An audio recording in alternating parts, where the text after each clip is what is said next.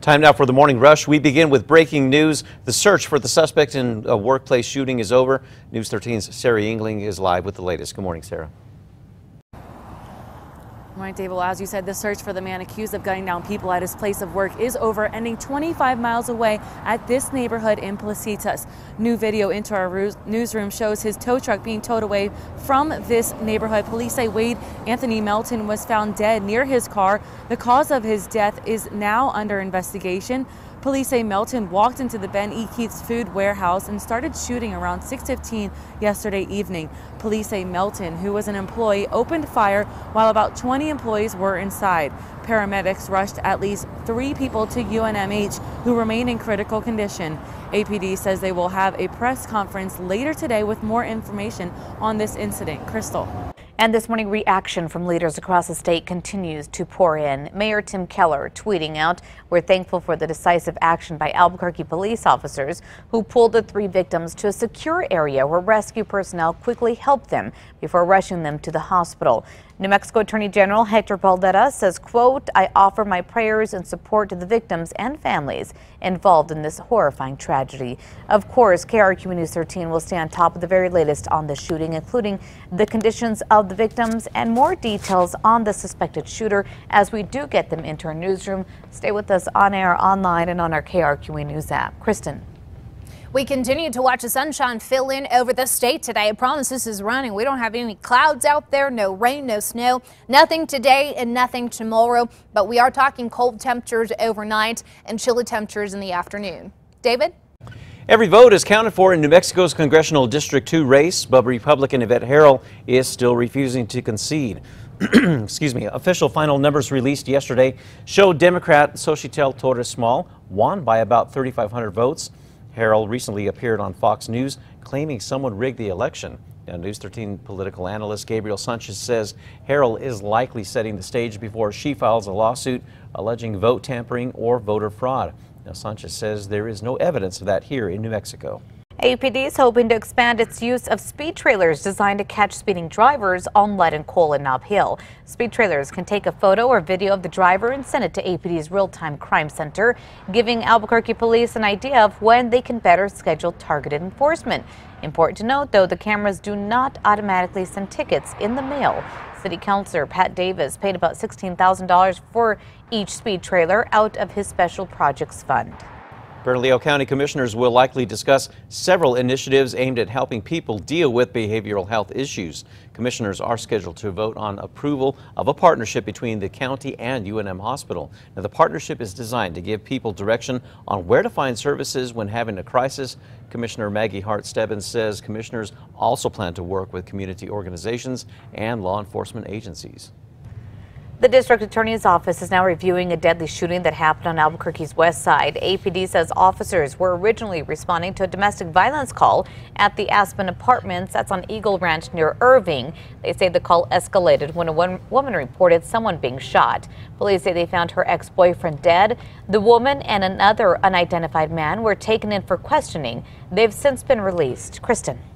Metro Threat Index at a 4 for today, sounding like a broken record, but really the focus is those cold temperatures we have out there now, currently in the 20s here in Albuquerque. This afternoon, the 40s, but sunshine overhead and winds less than 10 miles per hour. Crystal?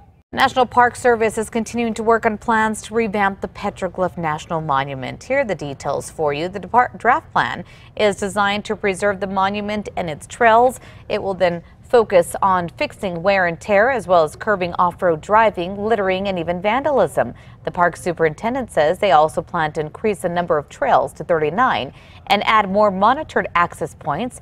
The final draft is scheduled to be done by January. New at 6, a groundbreaking is scheduled for today to be held at Tin Can Alley. That's the development at the corner of Alameda and San Pedro by the creator of Green Jeans. It will have a number of small businesses, just like the original Green Jeans, but this time the owner of the Stone Age climbing gym, Brian Pletta, is going 50-50 on the property. Now, a new climbing center is set to share the space. Developers hope to have everything open by the summer of 2019. The city's emergency shelter is up and running this morning to protect people from below freezing temperatures.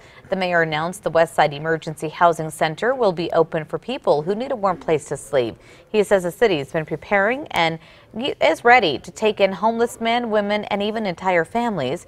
People who want to take advantage of the shelter services can catch a ride every evening from Coronado Park, that's near I-40 and 2nd Street, at 5, 6, and at 7 p.m. Kristen. Time now for a check on your morning commute. Right now, we look pretty good across the city. No major problems on I-25 and I-40. We also have eyes on the Big I this morning. Looks to be moving at posted speeds. I will keep an eye on that for you throughout the morning. Kelley Blue Book is out with its best new car pick for the 2019 model year. It is the Volvo XC40. Now, the auto industry group cited the vehicle's styling, storage flexibility, and safety features. It has a starting retail price of just under $34,000. And Honda also took some of the other top spots, including the Civic won Best Compact Car and the Accord for Best Midsize Vehicle.